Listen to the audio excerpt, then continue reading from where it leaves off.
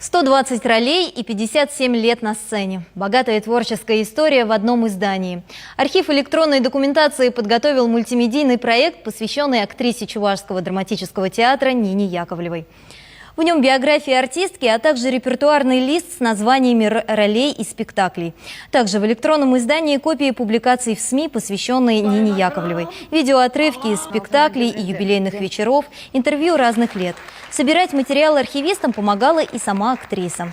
При этом Нина Яковлева отмечает, ей очень приятно, что специалисты подошли к работе трепетно и с душой.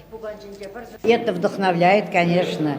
Это я испытываю огромную радость. И вообще у меня уже некогда остановиться. Хотя мне уже в этом году 78 лет исполнится. Я думаю, еще это меня вдохновит на дальнейшее. Надеюсь, еще будут роли, интересные роли. Еще буду выходить на сцену любимого театра.